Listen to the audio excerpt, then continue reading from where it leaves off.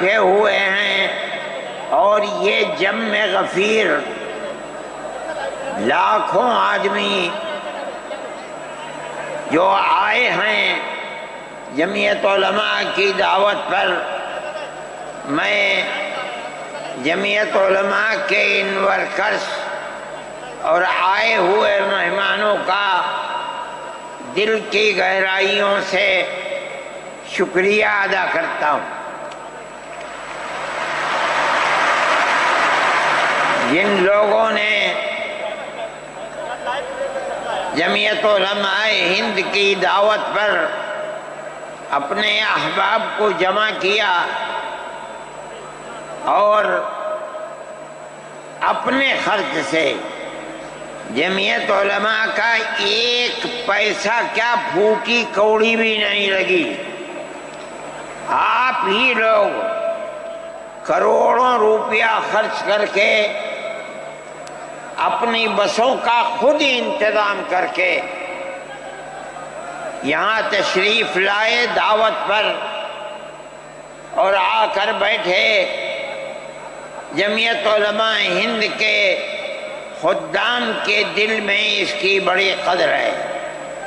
اللہ آپ حضرات کو اس کا بہتر بدلہ عطا فرمائے۔ میرے محترم بزرگوں، آج ہی کا مسئلہ یہ نہیں ہے۔ جمعیت علماء ہند کی ایک تاریخ ہے، اور ایسی تاریخ ہے اپنے اس ملک کے لیے جو کسی دوسری ہندو مسلم پارٹی کے پاس نہیں ہے۔ علماء نے اس ملک کی آزادی کے لیے، اگر آپ ان کی تاریخ کو پڑھیں گے تو آپ کو اندازہ ہوگا کہ ان کی اس ملک کی آزادی کے لیے قربانیاں 150 سالہ قربانیاں ہیں۔ کوئی اس ملک کے اندر ہندو مسلم ایسی پارٹی نہیں ہے جس کی تاریخ ایسی قربانیوں کی تاریخ ہو۔ حضرت شاہ عبدالعزیز صاحب محدث دہلوی نے 1803 میں آواز بلند کی تھی کہ ہمارا ملک غلام ہو گیا، اس غلام ملک کو آزاد کرانا اس ملک میں بسنے والے ہر مسلمان اور ہر شخص کا فرض ہے۔ کوئی مائی کا لال نہیں تھا جو انگریز کی طاقت کے سامنے آزادی ملک کا نعرہ بلند کر سکتا۔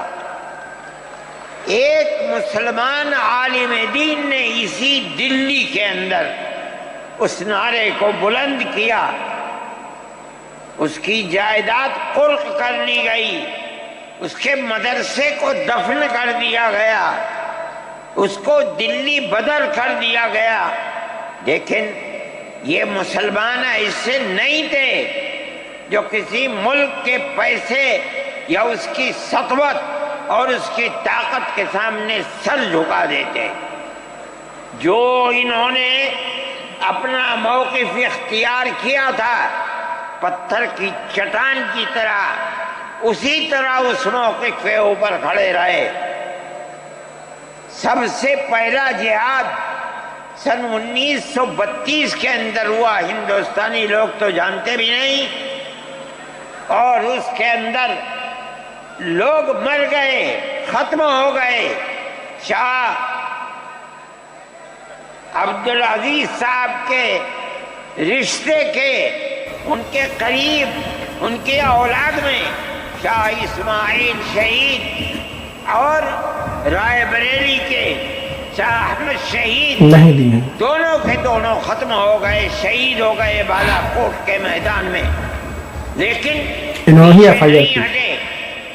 وہ لوگ جو بچ کر آئے تھے سن 1857 میں پھر جہاد کر دیا، اور اس کے اندر صرف اسی دلی کے اندر 33,000 مسلمان شہید کیے گئے اور لال قلعے سے لے کر جامع مسجد تک درختوں کے اوپر ان کی لاشوں کو لٹکا دیا گیا۔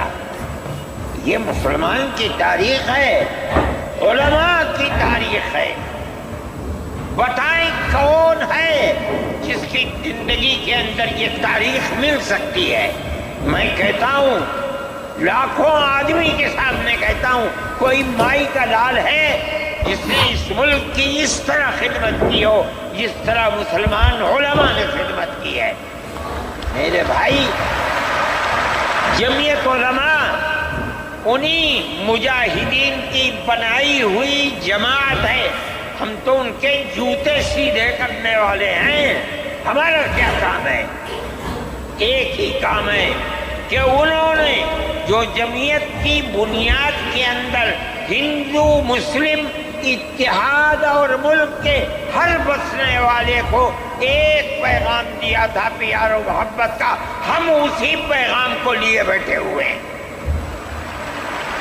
ہمارا کام صرف اتنا ہے، دنیا توڑنا چاہتی ہے، حکومتیں برباد کرنا چاہتی ہیں، فرقہ پرست ذہنیت آگ لگانا چاہتی ہے، یہ نعرہ دینا چاہتی ہے کہ ہندو الگ، سکھ الگ، مسلمان الگ۔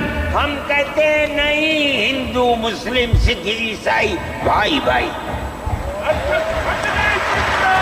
یہ ہمارا پیغام نہیں ہے، ان بزرگوں کا پیغام ہے جنہوں نے پھانسیوں کے تختوں کو چوما، اپنے اس ملک کے لیے چوما ہے، اس کی آزادی کے لیے چوما ہے۔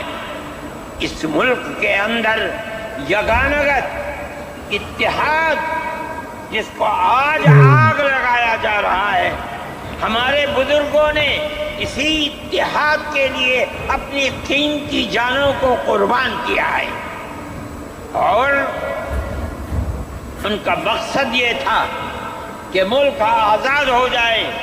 حکومت ایسی بننی چاہیے جو حکومت سیکولر حکومت ہو، کسی کا حق نہ جائے۔ کانگریس اس لیے نہیں بنی تھی، یہ 1803 کی آواز ہے کہ ملک غلام ہو گیا، جہاد کرنا فرض ہے۔ کانگریس کا تو وجود بھی نہیں تھا، کانگریس تو 28 دسمبر 1985 کو بنی ہے اور اس کا پہلا اجلاس بمبئی کے اندر ہوا ہے۔ آپ لوگ سمجھیں اس کو، کانگریس ملک کو آزاد کرانے کے لیے نہیں بنی تھی، کانگریس کی تجویز موجود ہے۔ وہ کہتے ہیں کہ ہندو مسلم ملک کے بسنے والوں کی اس جنگ و جدال سے دو جہاد، سن 32 کا 1857 کا، اس جہاد کے نتیجے میں جو برطانیہ کی حکومت اور ہندوستان کی حکومت میں دوری پیدا ہو گئی ہے، کانگریس کا مقصد تھا کہ اس دوری کو ختم کر دیا جائے، ملک کو اپنے گردن سے زنجیر غلامی کی نکال کر توڑ دیا جائے۔ کانگریس کا مقصد نہیں تھا۔ میں آپ سے کہتا ہوں یہ بات ہے اور کانگریس کی تجویز میں موجود ہے، کوئی اس کی تردید نہیں کر سکتا۔ کسی نے حضرت گنگوہی رحمت اللہ علیہ سے پوچھا کہ ایک جماعت بنی ہے جو ہندوؤں نے بنائی ہے انگریز کے ساتھ مل کر، کیا مسلمان اس جماعت میں شریک ہو سکتا ہے؟ حضرت نے فتویٰ دیا اور یہ کہا کہ جس طرح اپنے کاروبار میں ہندو مسلمان شریک ہو سکتا ہے، اسی طرح اس پارٹی کے اندر بھی ہندو مسلمان شریک ہو سکتا ہے، بشرطے کہ دین کو کوئی نقصان نہ پہنچے۔ اس فتوے کا نام ہے نصرت الابرار، جو پرانی یونین مکتبیں ہیں، لائبریریاں ہیں، یہ آج بھی وہاں موجود ہے۔ یہ صرف فتویٰ نہیں ہے، یہ اس لیے ہے کہ یہ اشارہ ہے کہ مسلمانوں کو کانگریس کے ساتھ شریک ہونا چاہیے۔ اور کانگریس کے اس نظریے کو بدلنا چاہیے۔ کانگریس کے اندر مستقل غلامی کی زنجیر کو توڑنے کے لیے اور انگریز کے ساتھ جہاد کرنے کے لیے تیار کرنا چاہیے۔ مسلمان جوق در جوق اس کے اندر شریک ہوئے، کانگریس کے اس نظریے کو بدل دیا اور کانگریس کو ملک کی آزادی کے لیے کھڑا کر دیا۔ یہ مسلمان کا، علماء کا، جمعیت علماء کا کردار ہے۔ کوئی مانے نہ مانے، تاریخ میں لکھی ہوئی چیزیں ہیں۔ ہم سے پوچھے، ہم وہ تاریخ کی لکھی ہوئی چیزیں نہیں ہیں۔ ہماری تاریخ کو مٹا دیا گیا۔ وہ طبقہ جو آج ملک کے اندر اسلام اور مسلمانوں کو دفن کرنا چاہتا ہے، وہ ہماری تاریخ کو دفن کرنے کے اندر کامیاب ہو گیا۔ مگر ہم کہتے ہیں یہ ہماری تاریخ ہے۔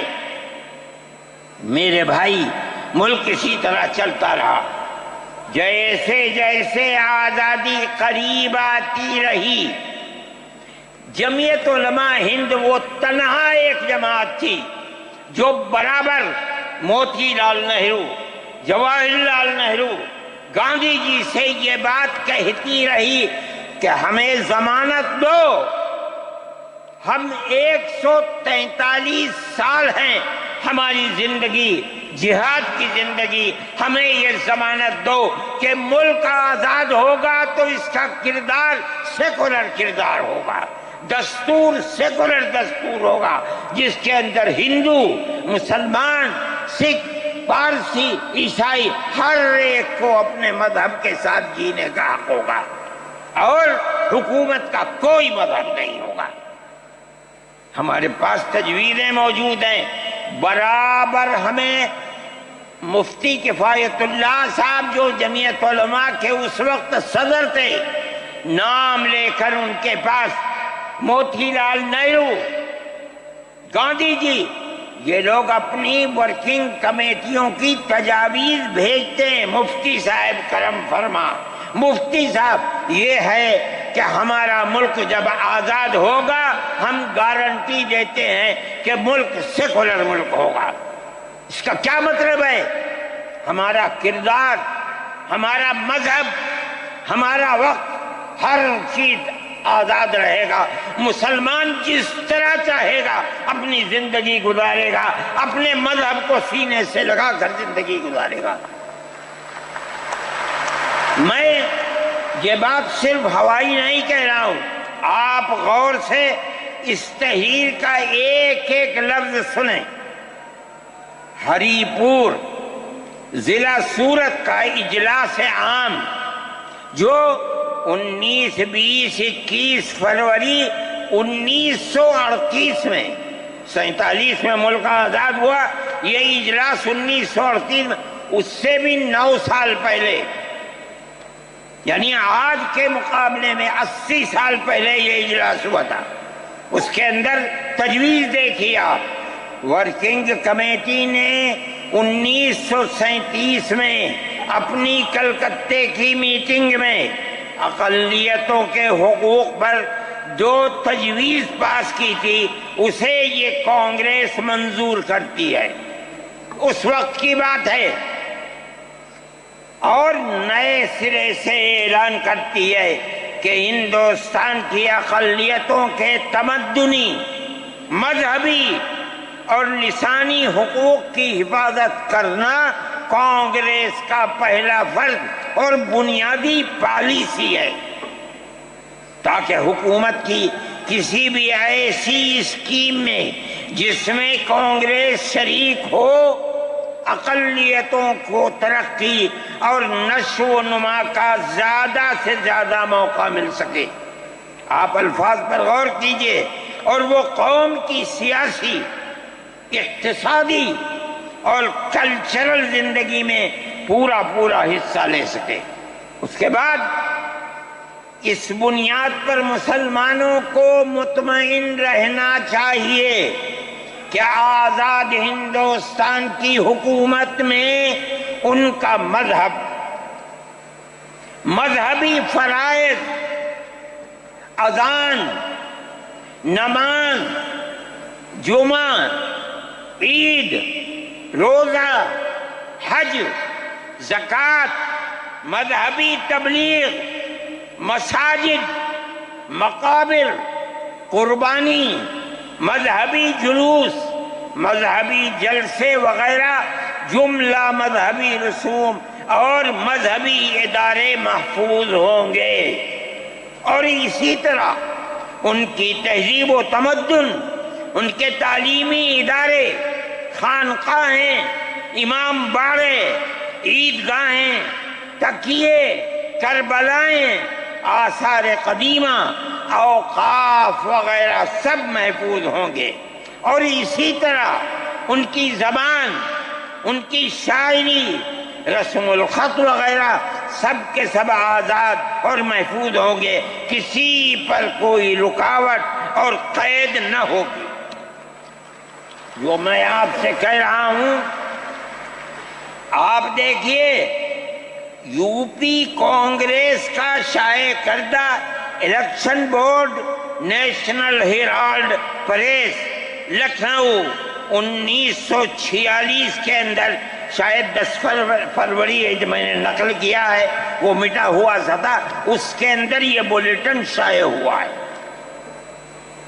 میں کہتا ہوں کہ ہندوستان کی جمعیت علماء کے بار بار کھچوکے لگانے پر وعدہ کرو کہ ملک سیکولر ملک ہے، وہ وعدہ کرتے چلتے ہیں۔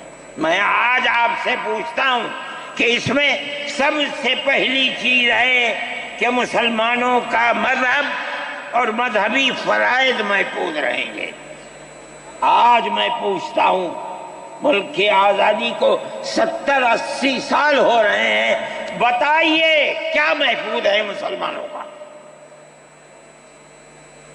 آپ مذہب محفوظ ہے مسلمانوں کا؟ کیا آپ نے مسلمان مذہب کا مسئلہ قرآن و حدیث سے ثابت ہے؟ آپ جو کچھ کر سکتے تھے آپ نے نکاح اور طلاق کے اندر کر دیا، مذہب کا محفوظ ہے؟ آپ کی حکومت اتراکھنڈ میں ہے، آپ یکساں سول کوڈ، یعنی کوئی تعلق مسلمان کا مذہب سے نہیں ہوگا، گورنمنٹ جو قائم کرے گی اس کے اوپر مسلمان کو چلنا ہوگا۔ کہاں کا سیکولرزم ہے؟ کیا مسلمان اس پر اطمینان کر سکتا ہے؟ آپ کی زندگی اور آپ کی حکومت کا بنیادی ناپاک پتھر یہ ہے کہ مسلمان کو اپنے مذہب سے آپ دور کر دیں۔ کیا آپ اسے قبول کریں گے؟ یہ آج کی حکومت کا یہ مسئلہ ہے۔ مذہبی فرائض کہاں کے آپ زندہ رہ گئے؟ آج آپ نے مسئلہ بنایا ہے کہ اتراکھنڈ کی ریاست اور شہروں کے اندر مسلمان جو 50 سال سے آباد ہے، آباد بھی نہیں رہ سکے گا۔ یہ آپ کا کردار ہے، یہ تصویر ہے، اور ناپاک تصویر ہے۔ ہم کہتے ہیں جس تصویر کو آپ پیش کر رہے ہیں یہ تصویر سیکولر دستور کی تصویر نہیں ہے۔ ہمارا آج کا یہ کنونشن سیکولر دستور کی حفاظت کے لیے ہے۔ کہاں ہے جی؟ کیا کر رہے ہو؟ اس ملک کو، ملک میں رہنے والوں کے لیے جہنم بنا رہے ہو۔ جمعیت علماء اس کو قبول نہیں کرتی۔ ہم تو کہہ رہے ہیں اس بات کو، کسی کی زبان اٹھتی ہو یا نہ اٹھتی ہو، لیکن ہم کہتے ہیں کہ جو ہو رہا ہے وہ ملک کو آگ لگانے کے لیے، دستور کو آگ لگانے کے لیے ہو رہا ہے۔ جمعیت علماء اسے قبول نہیں کرے گی۔ اگر جمعیت علماء نے اس بدترین حکومت جو یہ کہتی تھی کہ ہماری حکومت میں سورج نہیں ڈوبتا، جمعیت علماء نے کبھی اس کے سامنے سر نہیں جھکایا ہے، اس کے بعد ہم کس کے سامنے سر جھکائیں گے؟ ہمارا سر صرف ایک اللہ کے سامنے جھکتا ہے اور کسی کے سامنے نہیں جھکتا۔ میرے بھائی، آپ ایک اس کو لیتے ہیں، میں کہتا ہوں اے تو بیٹھا، آپ کیا کہتے ہیں؟ اس کے اندر جہاں ہے وہاں اسی طریقے سے اوقاف وغیرہ سب محفوظ ہوں گے۔ اوقاف محفوظ ہیں، یہ آپ کے سامنے حضرت مولانا بیٹھے ہوئے ہیں، تقریر کی ہے۔ اوقاف کو ہڑپنا چاہتے ہیں۔ ہماری مسجدیں اسی دلی کے اندر 400 500 سال کی مسجدیں ہیں، جس میں جمعیت علماء کا دفتر بنا ہوا ہے، عبد النبی اکبر کے زمانے کی مسجد ہے۔ اور کتنی مسجدیں ہیں جن کے پاس اوقاف، اللہ اکبر، لاکھوں کروڑ کے اوقاف ہیں۔ جونپور میں جا کر کے دیکھو کیسی مسجدیں ہیں، دلی کے قرب و جوار میں دیکھو کتنی بڑی بڑی مسجدیں ہیں۔ ہندوستان کا وہ طبقہ جو ان مساجد کے اوقاف کو ہڑپ کرنا چاہتا ہے، کہتا ہے اگر کسی وقف زمین یا مسجد یا کسی بھی چیز کے کاغذات وقف کے نہیں آئیں اس کو وقف نہیں مانا جائے گا۔ کون 500 سال پرانے کاغذات لا کر کے پیش کر دے گا؟ قانون یہ تھا کہ جو مسجد بنی ہے، جو وقف پر بنتی ہے وہ وقف ہے۔ آپ کو کیا درد ہے کہ آپ اس وقف کو ختم کرتے ہیں؟ اس کا مطلب ہے مسلمانوں کی زمین کو ہڑپ کرنا چاہتے ہو، حرام کھانا چاہتے ہو، اس لیے ان اوقاف کو ہڑپ کرنا چاہتے ہو۔ ہم اس کو قبول نہیں کرتے۔